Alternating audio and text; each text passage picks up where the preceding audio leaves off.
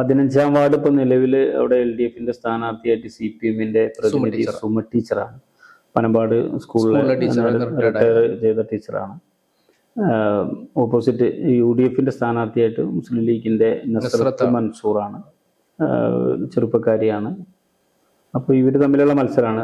ആ സീറ്റ് നിലവിലെ സീറ്റായിരുന്നു നമ്മുടെ മാറഞ്ചേരി പഞ്ചായത്ത് പ്രസിഡന്റായിട്ടുണ്ടായിരുന്ന ഷമീറ ഇളയടത്ത് വിജയിച്ച ഒരു സീറ്റാണ്.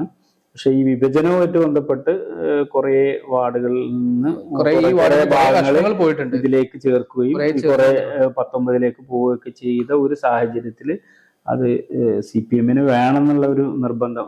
അതേ പറ്റിയാണ്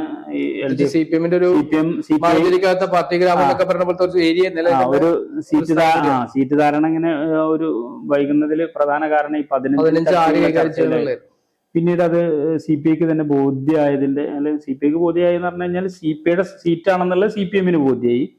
ഇത്തവണത്തെ ഒരു പ്രത്യേക സാഹചര്യത്തിൽ CPM-ന് ആ സീറ്റ് കൊടുക്കണം എന്ന് ആവശ്യപ്പെടുകയും അത് ഒരു എഗ്രിമെന്റിന്റെ അടിസ്ഥാനത്തിൽ സീറ്റ് വിട്ടുകൊടുക്കുകയാണ് ചെയ്തത്.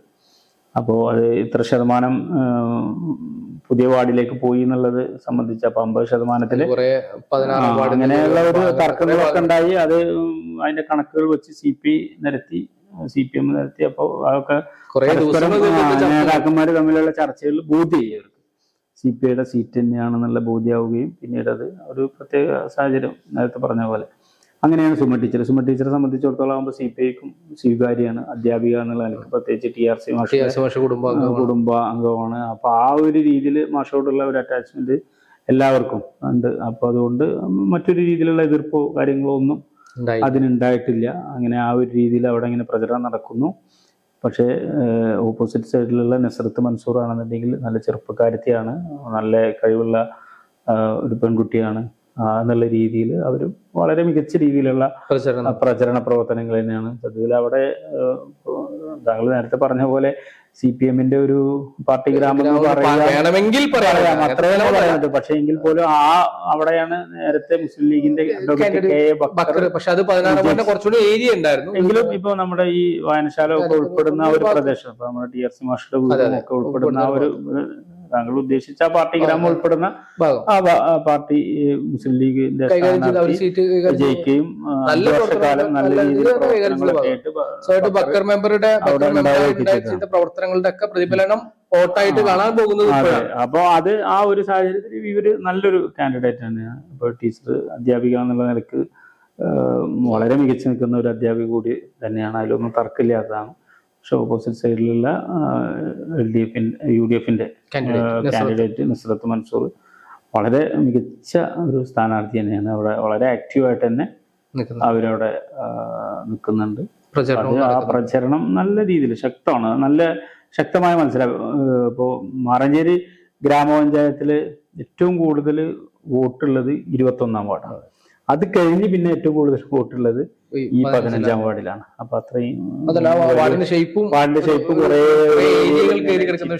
ചുറ്റി ഇങ്ങനെ പോകുന്ന ഒരു അവസ്ഥ. അപ്പൊ അങ്ങനെ ഒരു സാഹചര്യമൊക്കെ ഉണ്ട്. അപ്പൊ എന്തിനായാലും അവിടെയും ശക്തമായ മത്സരം തന്നെയാണ്. റിസൾട്ട് കാത്തിരുന്ന് നമുക്ക് കാണാവുന്നതന്നെ. 16ലേക്ക് വരുമ്പോ മാറഞ്ചേരിയെ സംബന്ധിച്ചിടത്തോളം ഏറ്റവും കൂടുതൽ പഞ്ചായത്ത് പ്രസിഡന്റുമാരെ സംഭാവന ചെയ്ത് LDF-ന് ഏറ്റവും കൂടുതൽ പ്രസിഡന്റുമാരെ സംഭാവന ചെയ്തിട്ടുള്ള, അല്ലെങ്കിൽ പ്രസിഡന്റ് അവിടെ ജയിക്കുന്നവരെല്ലാം പ്രസിഡന്റ് ആവും എന്നൊരു ധാരണ വരെയുള്ള ഒരു വാർഡാണ്. LDF-ന് ഏറ്റവും ഉറച്ച വാർഡായിട്ട് കരുതിപ്പോരുന്ന ഒരു വാർഡാണ്.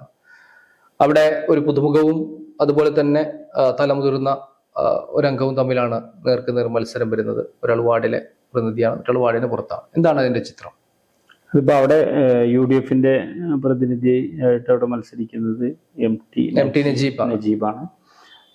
LDF-ന്റെ സ്ഥാനാർത്ഥിയായിട്ട് ജിതിൻ രാജൻ, അവര് DYFIയുടെ ഭാരവാഹിയാണ്, അവിടുത്തെ ബ്രാഞ്ച് സെക്രട്ടറിയാണ്. പൊതുരംഗത്ത് വളരെ സജീവമായിട്ട് ഇപ്പൊ ഒരു 20 വർഷത്തിലും മേലെ വളരെ സജീവമായിട്ട് അവിടെ ആ ഒരു മേഖലയിലുണ്ട്. MT നജീബിനെ സംബന്ധിച്ചിടത്തോളം ഒരിക്കലും ആ പ്രദേശത്തിന്റെ അന്യായിട്ടുള്ള ആളല്ല. കാരണം ആളുടെ തറവാട് വീട് അവിടെയായിരുന്നു. പനമ്പാട് സെന്ററിലേക്ക് ആൾ താമസം മാറിയെന്ന് മാത്രമേ ഉള്ളൂ. പക്ഷെ ആളുടെ തറവാടും ജനിച്ചു വളർന്ന ഒരു പ്രദേശമൊക്കെ തന്നെയാണത്. അപ്പോൾ ആ സ്ഥാനാർത്ഥിയും അതിൽ മികവുറ്റ സ്ഥാനാർത്ഥി തന്നെയാണ്. ജിതിൻ രാജനും വളരെ മികച്ച സ്ഥാനാർത്ഥികളാണ്. അവർ നല്ല രീതിയിലുള്ള വളരെ എന്താ പറയാ നല്ല രീതിയിലുള്ള ഒരു ഫൈറ്റാണ് അവിടെ. രണ്ട് തലമുറകൾ തമ്മിലുള്ള ഒരു മത്സരം എന്ന് കൂടി അങ്ങനെ പറയുന്നതുകൊണ്ട് കുഴപ്പമൊന്നുമില്ല. നജീബിനെ സംബന്ധിച്ചിടത്തോളം ഞാനത് കൂടുതൽ ഇടപെടുന്നത് എന്റെ വാർഡും കൂടി ആയതുകൊണ്ട് ഒരു മറ്റേ ഒരു യുവജന വിഭാഗത്തിന്റെ യുവ നേതാവ് എന്നുള്ള നിലയ്ക്ക് ജിതിനെ നമുക്ക് അതിൽ ഉയർത്തി കാണിക്കാവുന്നതാണ്. നജീബിനെ സംബന്ധിച്ചിടത്തോളം ഇരുത്തം വന്ന നേതാവ്, പ്രവാസിയായിരുന്നു ദീർഘകാലം. അവിടെയും വളരെ സാംസ്കാരിക രംഗത്തും വളരെ സജീവമായിട്ട് ഇപ്പോ 10 വർഷക്കാലമായി ഇപ്പോൾ നാട്ടിലുണ്ട്. അപ്പോഴും ആള് വളരെ സജീവമായിട്ട് തന്നെ ഈ എല്ലാ മേഖലയിലും രാഷ്ട്രീയം എന്നുള്ളത് ആളെ സംബന്ധിച്ചിടത്തോളം അന്യമായിട്ടുള്ളതല്ല. ഒരു കോൺഗ്രസ് പാരമ്പര്യമുള്ള ഒരു കുടുംബത്തിൽ നിന്നുള്ള ആള് തന്നെയാണ്. അപ്പോൾ ആള് ഒരു UDF കാൻഡിഡേറ്റ് ആയി വരുമ്പോൾ അവിടെ ഒരു നല്ല ഒരു കടുത്ത മത്സരം അവിടെ വരും. അതിൻ്റെ അവസാനം അതിൻ്റെ റിസൾട്ട് എങ്ങനെയാവും എന്നുള്ളത് പറയാൻ അതിനുള്ള ഒരു ഒരു ഒരു നമുക്ക് എങ്കിൽ പോലും LDF അവർ പറയുന്നുണ്ട് LDF എന്തായാലും ജയിക്കും എന്നുള്ള ഒരു അവിടെ 2 സാധ്യതകളാണ്. പക്ഷെ എങ്കിൽ പോലും UDFും അതേ തന്നെ നിർബന്ധപൂർവ്വം പറയുന്നുണ്ട്.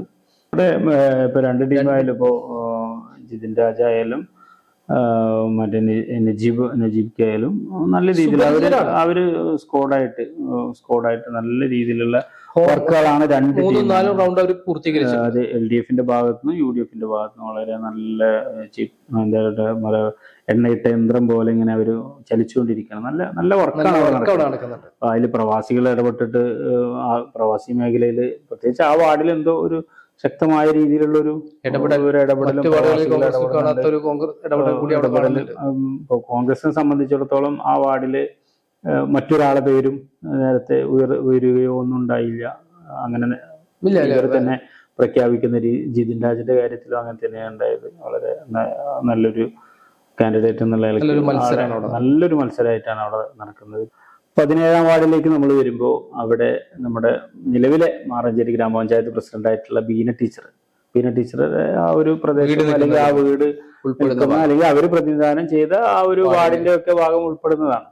അവിടെ കോൺഗ്രസിന്റെ സുനീറ അൻവറാണ് അവിടുത്തെ UDF സ്ഥാനാർത്ഥിയായിട്ട് വരുന്നത്. നല്ലൊരു മികച്ച സ്ഥാനാർത്ഥി തന്നെയാണ്. വളരെ ആക്റ്റീവായിട്ട് പൊതു രംഗത്തൊക്കെ ഇങ്ങനെ ഇറങ്ങി വരുന്ന സജീവമാവുന്നു. നന്നായിട്ട് സംസാരിക്കാനും കാര്യങ്ങളെ മനസ്സിലാക്കാനും പഠിക്കാനൊക്കെ ഉള്ള ഒരു ശേഷിയുള്ള ഒരു ലേഡി തന്നെയാണ് നമ്മൾ കാണുമ്പോഴും സംസാരിക്കുമ്പോഴൊക്കെ മനസ്സിലാവുന്നത്. പിന്നെ അവിടെ പ്രീതി ടീച്ചറാണ് LDFന്റെ സ്ഥാനാർത്ഥിയായിട്ട് വരുന്നത്. LDFന്റെ അത് അങ്കണവാടി അധ്യാപികയാണ്. ഒരുപാട് പ്രദേശവുമായിട്ടൊക്കെ നല്ല ബന്ധമുള്ള ടീച്ചറാണ്. അപ്പൊ അവിടെ ആ ഒരു രീതിയിലുള്ള ഒരു മത്സരമാണ്. നല്ല മത്സരം തന്നെയാണ്. നമ്മൾ കൂടുതൽ അങ്ങനെ ഒരു രാഷ്ട്രീയമായി വലിയൊരു വിശകലനം ചെയ്യേണ്ടതോ അല്ലെങ്കിൽ ആ ഒരു തർക്കമോ അങ്ങനെ ഒന്നും പറയാനോ അല്ലെങ്കിൽ ആ ഒരു രീതിയിലേക്ക് ചർച്ച പോകേണ്ട ഒരു വാർഡല്ല. എങ്കിൽ പോലും നല്ല മത്സരം നടക്കുന്ന ഒരു വാർഡ് കൂടിയിട്ടാണ് 17. 18 അവിടെ സത്യത്തിൽ UDFും SDP-യും LDFും ആ രീതിയിൽ അതിനെ മത്സരത്തെ കാണുന്നതായിരിക്കും നന്നാവുമെന്നാണ് ഞാൻ മനസ്സിലാക്കുന്നത്. അപ്പൊ അവിടെ UDF വളരെ ശക്തമായിട്ടുള്ള ഒരു പ്രചരണം, മുസ്ലിം ലീഗിനാണ് ആ വാർഡ്. സെമീറയാണ് സ്ഥാനാർത്ഥി മത്സരിക്കുന്നത്. ഈ സെമീറ സത്യത്തിലൊരു മറ്റേ SDP-യൊക്കെ ഒരു പശ്ചാത്തലമുള്ള ഒരു ചായവുള്ള ഒരു ഇതിൽ നിന്ന് പിന്നെ ലീഗുമായിട്ട് അങ്ങനെ ആ ഒരു ഇതിൽ നിന്നാണ് ലീഗ് എന്ത് ചെയ്യുന്നത്, അങ്ങനെ ഒരു സ്ഥാനാർത്ഥിയെ കണ്ടെത്തുന്നത്. SDP-ക്ക് അവിടെ ഒരു സ്വാധീനം ഉണ്ട് എന്നുള്ളത് കൊണ്ട് അങ്ങനെ ആ ഒരു വോട്ടിനെ അത് ചെയ്ത് ഇവരെന്ത് ചെയ്യണം, UDFന് ആ സീറ്റ് നിലനിർത്തുക എന്നുള്ള ഒരു രീതിയാണ്. നേരത്തെ ബക്കർ പ്രതികരിച്ച ആ ഒരു ഭാഗം വലിയൊരു ഭാഗം മനേരി സ്കൂളൊക്കെ ഉൾപ്പെടുന്ന ആ ഒരു പ്രദേശമാണ്. അപ്പൊ അങ്ങനെയാണ് സെമീർ അവിടെ സ്ഥാനാർത്ഥിയായിട്ട് വരുന്നത്. ഇതോടുകൂടെ സത്യത്തിൽ SDP ആര് പിന്നെ നിർത്തും എന്നുള്ള ഒരു ഇതുണ്ടായി. അങ്ങനെയാണ് നമ്മുടെ നിഷാദിന്റെ നിഷാദിന്റെ സഹോദരി ആസിയാണ് SDP-യുടെ സ്ഥാനാർത്ഥിയായിട്ട് അവിടെ മത്സരിക്കുന്നത്. അതുപോലെ CPM-ലും മഹിളാ രംഗത്തൊക്കെ വളരെ സജീവമായിട്ട് നിൽക്കുന്ന ഫാത്തിമ, അവരാണ് അവിടെ LDFന്റെ സ്ഥാനാർത്ഥിയായിട്ട് മത്സരിക്കുന്നത്. വളരെ ശക്തമായിട്ടുള്ള മത്സരം തന്നെയാണ് ഈ മൂന്നും. LDF ആയാലും UDF ആയാലും SDP ആയാലും വളരെ ശക്തമായ രീതിയിലുള്ള പ്രചരണം അവിടെ നടത്തുന്നുണ്ട്. അത് വലിയ രീതിയിൽ തന്നെ ആ ഒരു വാർഡ് പിടിച്ചെടുക്കണം എന്നുള്ള ഒരു കാഴ്ചപ്പാടിലാണ് SDP അവിടെ ഒരു പ്രവർത്തനം മുന്നോട്ട് പോകുന്നത്. പക്ഷെ ആ വാർഡ് നിലനിർത്തുക എന്നുള്ളത് UDFനെ സംബന്ധിച്ചിടത്തോളം അല്ലെങ്കിൽ മുസ്ലിം ലീഗിനെ സംബന്ധിച്ചിടത്തോളം ഒരു അഭിമാനകരമായിട്ടുള്ള ഒരു കാര്യം കൂടിയാണ്. അതുകൊണ്ട് അവരും വളരെ ശക്തമായ രീതിയിൽ തന്നെ അവിടെ പ്രചരണ രംഗത്തും മറ്റുമൊക്കെ നേർക്കുനേർ മത്സരിക്കുന്ന വാർഡ് തന്നെയാണത് ഈ 18-ാം വാർഡ്. അപ്പോൾ ആ ഒരു രീതിയിൽ അവിടെ UDF അല്ലെങ്കിൽ മുസ്ലിം ലീഗ് അവിടെ വിജയിച്ച് കയറണം എന്നുള്ളത് അവരുടെ ഒരു അഭിമാന പോരാട്ടം എന്ന് തന്നെ അതിനെ നമ്മൾ കാണേണ്ടിയിരിക്കുന്നു. LDFും ഒട്ടും പുറകിലല്ലാത്ത രീതിയിലുള്ള പ്രചരണം അവിടെ വലിയ രീതിയിൽ ഇപ്പോൾ ഫാത്തിമയെ സംബന്ധിച്ചിടത്തോളം മഹിളാ രംഗത്തും മറ്റു പൊതുരംഗത്തൊക്കെ വളരെ സജീവമായിട്ട് നിൽക്കുന്ന ആക്റ്റീവായിട്ട് നിൽക്കുന്ന ഒരു യുവത്വമുള്ള ഒരു സ്ഥാനാർത്ഥി തന്നെയാണ്. അപ്പൊ ആ ഒരു രീതിയിലും പ്രചരണം വളരെ ശക്തമായിട്ട് തന്നെ ആ ഒരു വാർഡിനകത്ത് നടക്കുന്നു. അതിന്റെ റിസൾട്ട് എങ്ങനെയാവുന്നുള്ളത് കാരണം കഴിഞ്ഞ തവണ നമുക്കറിയാലോ, അവിടെ തൊട്ടപ്പുറത്ത് ഇപ്പൊ ഇവിടെ സ്ഥാനാർത്ഥിയായിട്ടുള്ള ആസിയയുടെ സഹോദരനാണ് അക്കൗണ്ട് കഴിഞ്ഞ തവണ അങ്ങനെ മുസ്ലിം ലീഗിന്റെ ഒരു കുത്തക വാർഡ് എന്ന് തന്നെ വിശേഷിപ്പിക്കാവുന്ന ഒരു വാർഡിനകത്താണ് അവിടെ SDP-യുടെ ഒരു സ്ഥാനാർത്ഥി വിജയിക്കുകയും നിഷാദ് പഞ്ചായത്ത് മെമ്പറൊക്കെ ആവുകയൊക്കെ ചെയ്തിട്ടുള്ളത്.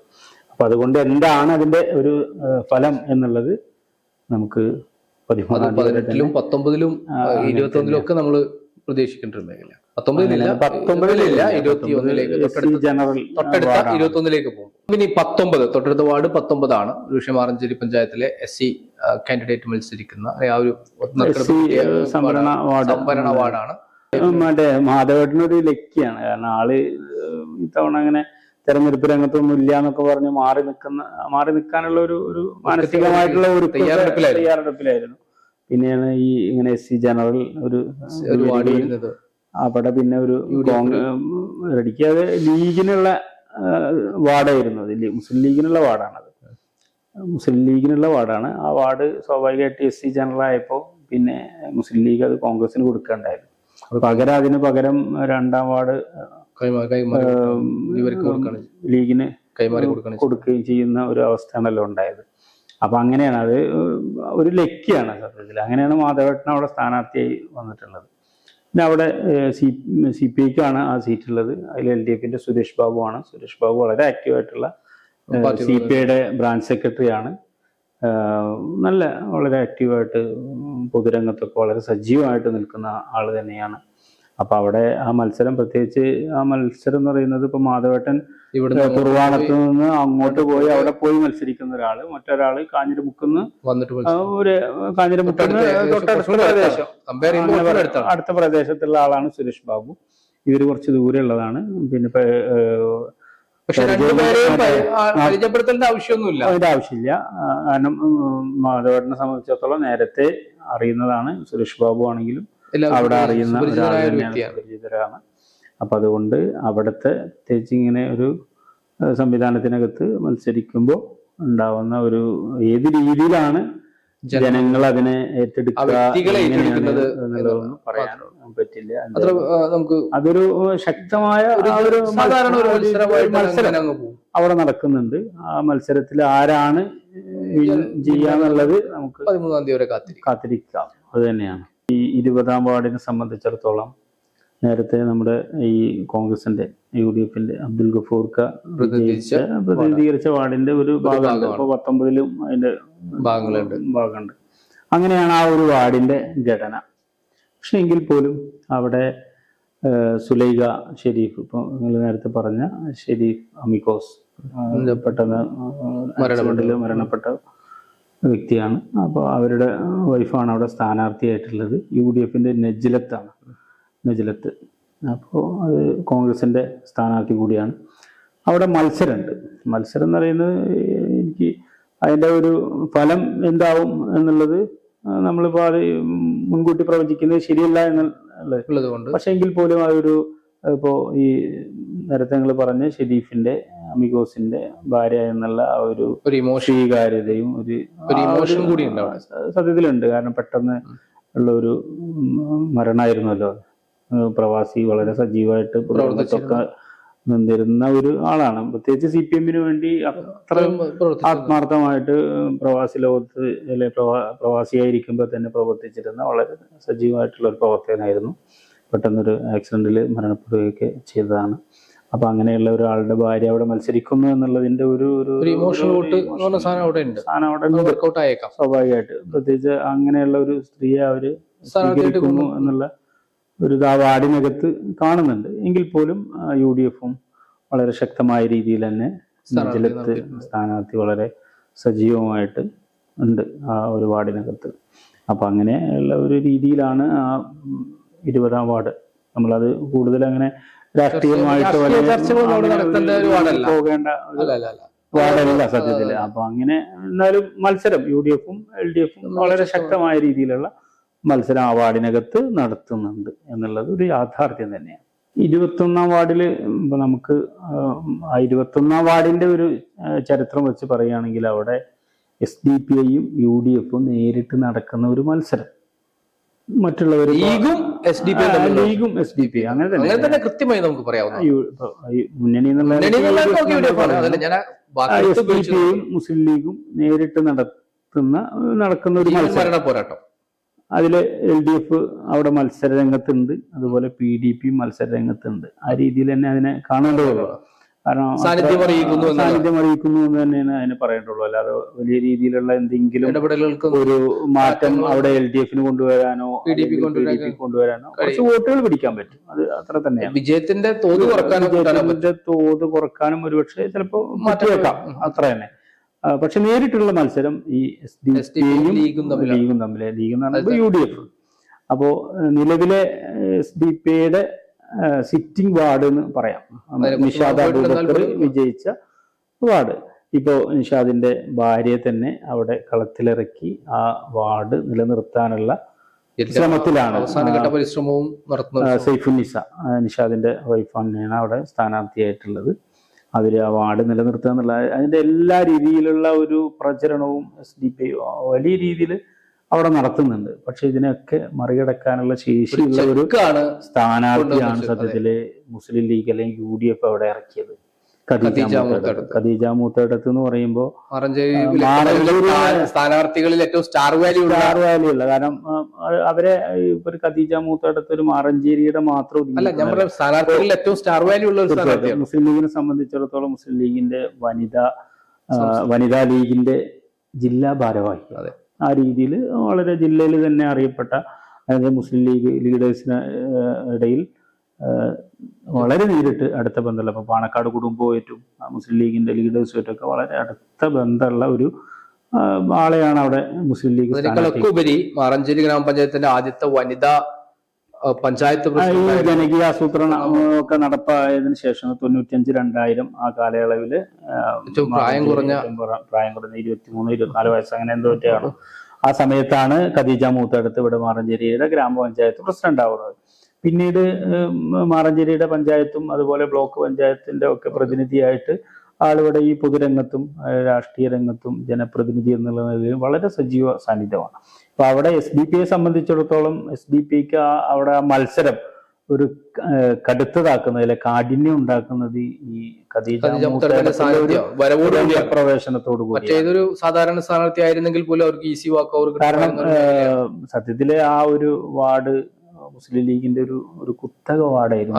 അവിടെ നിഷാദിനെ സംബന്ധിച്ചിടത്തോളം നിഷാദ് ഒരു മെമ്പർ എന്നുള്ള നിലയിൽ ഇപ്പൊ നമ്മൾ ഈ ഖദീജ മൂത്തേടത്തിനെ പറയുന്നത് പോലെ തന്നെ ഒരു ജനപ്രതിനിധി എന്നുള്ള നിലയിൽ ഖദീജ മൂത്തേടത്ത് വളരെ മികവുറ്റ ഒരു ജനപ്രതിനിധിയായിരുന്നു. പഞ്ചായത്ത് പ്രസിഡന്റ് എന്നുള്ള നിലക്കും ഗ്രാമപഞ്ചായത്ത് മെമ്പർ എന്നുള്ള നിലക്കും ബ്ലോക്ക് മെമ്പർ എന്നുള്ള നിലക്കും ഒരു ജനപ്രതിനിധി പൊതുപ്രവർത്തക എന്നുള്ള നിലയിൽ എല്ലാ അർത്ഥത്തിലും മാതൃകയാക്കാവുന്ന ഒരു വനിതയാണ് ഖദീജ മൂത്തേടത്ത്.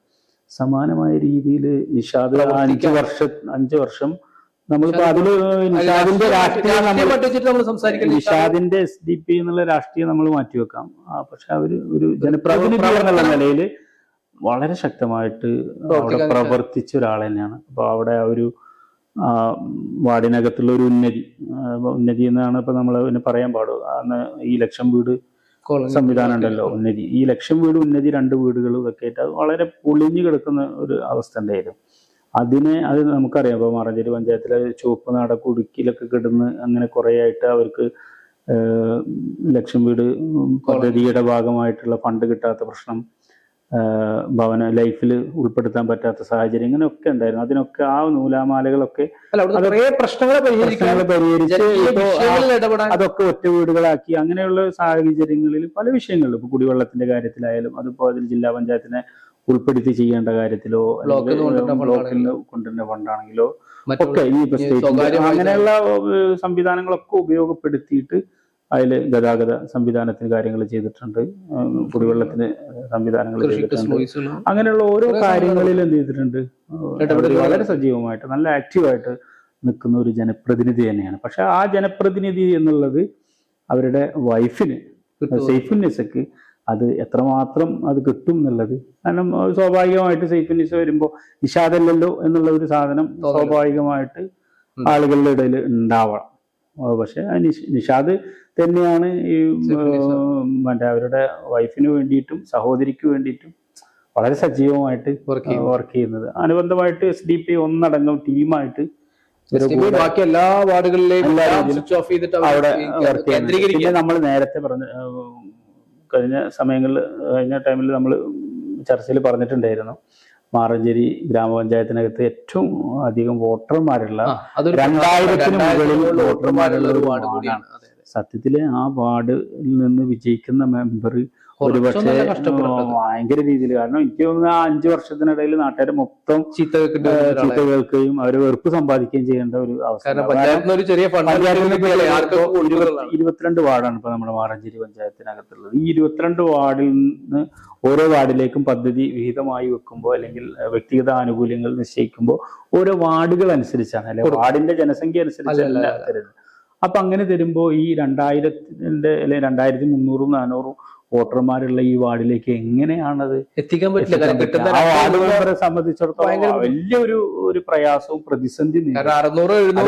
അവിടെ ഖദീജ മൂത്തടുത്ത് ജനപ്രതിനിധിയായി വന്നാലും, ഇനിയിപ്പോ നമ്മുടെ നിഷാദിന്റെ വൈഫ് സൈഫുന്നിസ അവിടെ ജനപ്രതിനിധിയായി വന്നാലും, ആര് വന്നാലും അവര് സത്യത്തില് ഒരു കഷ്ടപ്പെടും എന്നുള്ള ഒരു സാഹചര്യം തന്നെ. 800-1000 വാർഡ് ആളുള്ള വാർഡിലേക്ക് 2000 വാർഡിൽ ആൾക്ക് കിട്ടുന്ന ഒരേ കാര്യമാണ് സംസ്ഥാന തലത്തിൽ മലപ്പുറം ജില്ലയുടെ അങ്ങനെയുള്ള ഒരു വലിയൊരു. പിന്നെ അതും ആ വാർഡിന്റെ ഒരു ഘടന അശാസ്ത്രീയമായ രീതിയിൽ നിന്ന് തന്നെ വേണമെങ്കിൽ പറയാം. കാരണം നമ്മുടെ കുണ്ടുകടവ് പാലത്തിന്റെ അവിടെ പള്ളിയുടെ അവിടെ നിന്ന് ഇങ്ങനെ തുടങ്ങി ഇങ്ങനെ വരികയാണ്. എന്നിട്ട് മാരാമറ്റം പള്ളിയുടെ അവിടെ നിന്ന് ഇങ്ങനെ, പിന്നെ അത് നേരെ അങ്ങോട്ട് കിഴക്ക് ഭാഗത്തേക്ക് പോകുന്ന ഒരു പ്രത്യേകമായിട്ടുള്ള ഒരു വാർഡ്, ഒരു പ്രത്യേകമായിട്ടുള്ള വാർഡ്. അപ്പൊ അതൊക്കെ ആ ജനപ്രതിനിധി ആ വാർഡിൽ നിന്ന് തെരഞ്ഞെടുക്കപ്പെടുന്ന ജനപ്രതിനിധി അത്രയും ബുദ്ധിമുട്ടേണ്ടി വരും. അതൊക്കെയാണ് നമ്മൾ അതിൽ മനസ്സിലാക്കേണ്ടത്. എന്തുതന്നെയായാലും അവിടെ വളരെ ശക്തമായിട്ടുള്ള മത്സരം, നല്ല രീതിയിലുള്ള മത്സരം. നല്ലൊരു കാൻഡിഡേറ്റ് ആണ് ഖദീജത്തെ സംബന്ധിച്ചിടത്തോളം. നമ്മൾ ഖദീജത്തേലും ഒരുപാട് കാലമായിട്ട് നമുക്ക് അറിയാവുന്നതാണ്. ഇപ്പൊ മാറഞ്ചേരിയുടെ ഒക്കെ ഇപ്പോൾ അവര് ജീവകാരുണ്യ പ്രവർത്തന മേഖലയിൽ, സാന്ത്വന മേഖലയിൽ, ഈ പാലിയേറ്റീവ് ഇത്തരം രംഗങ്ങളിൽ, രാഷ്ട്രീയ രംഗങ്ങളിൽ, വിദ്യാഭ്യാസ മേഖലയിൽ ഒക്കെ വളരെ സജീവമായിട്ട് നിൽക്കുന്ന നല്ലൊരു കാഴ്ചപ്പാടുള്ളൊരു വ്യക്തിത്വം, ഒരു ഭരണകർത്താവാണ്, നല്ലൊരു കുടുംബിനിയാണ്, എല്ലാം നല്ലൊരു എന്താ പറയാ രക്ഷിതാവ് എന്നുള്ള നിലയിൽ ആള് എല്ലാ രംഗത്തും എല്ലാ രീതിയിലും 10-25 വർഷം അതിന് മേലെ അവര് 25 വർഷത്തിലേറെ അവരെന്തുണ്ടാവും സജീവമായിട്ട് നിൽക്കുന്നുണ്ടാവും. ഇപ്പൊ നമ്മളിപ്പോ അവരായിട്ടൊക്കെ പരിചയപ്പെട്ടിട്ട് ഇപ്പോ കൂടുതൽ എനിക്ക് ഞാൻ 2009 മുതൽ ഇങ്ങനെ ഈ മാധ്യമ രംഗത്ത് വരുന്ന ഒരാളാണ്. അപ്പൊ ആ ഒരു സമയം മുതൽ അങ്ങനെ ആളെ കേൾക്കുന്നു. പക്ഷെ അതിനു മുമ്പ് നമ്മള് പത്രം വായിക്കുന്ന ആ ഒരു സമയത്തൊക്കെ 95 സമയങ്ങളിലൊക്കെ ഇപ്പൊ നമ്മള് വിദ്യാർത്ഥിയാണ് ആ സമയങ്ങളിലൊക്കെ. ആ സമയത്തൊക്കെ ഇങ്ങനെ ഈ ഒരു ആളെ പേര് കേൾക്കുന്നുണ്ട്. എന്ന് വെച്ചാൽ ഖദീജ മൂത്തടത്ത്, ഷാജിറ മനാഫ്, ഇങ്ങനെയുള്ള പേരുകളൊക്കെ നമ്മള് അന്നത്തെ വനിതാ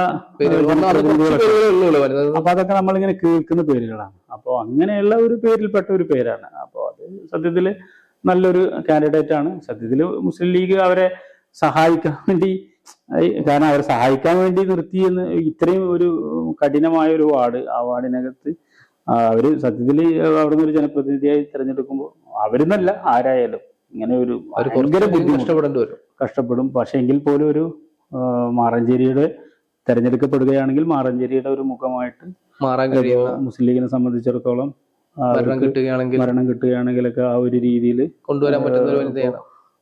UDF-നൊക്കെയാണ് ഭരണം എന്നുണ്ടെങ്കിൽ ഇപ്പോൾ പ്രസിഡന്റ്ഷിപ്പ് ഒക്കെ പകുതിയൊക്കെ ആക്കുകയൊക്കെ ചെയ്യുന്ന ഒരു സാഹചര്യമൊക്കെ വരികയാണെന്നുണ്ടെങ്കിൽ എന്തിനായാലും ഇവരൊക്കെ തന്നെയാവും അതിൽ പരിഗണിക്കപ്പെടുകയൊക്കെ ഉണ്ടാവുക, ജയിക്കുകയാണെന്നുണ്ടെങ്കിൽ കേട്ടോ. അപ്പൊ ആ ഒരു രീതിയിൽ ശക്തമായ മത്സരം നടക്കുന്ന ഒരു ശ്രദ്ധേയമായ മത്സരം നടക്കുന്ന ഒരു വാർഡാണ്. ഇപ്പോൾ SDP-യെ സംബന്ധിച്ചിടത്തോളം അവർക്ക് അത്രയും അഭിമാനകരമായിട്ടുള്ള, കാരണം അവർക്ക് ആ വാർഡ് നിലനിർത്തുക എന്നുള്ളത് അവരുടെ ഒരു അഭിമാന പോരാട്ടം തന്നെയാണ്.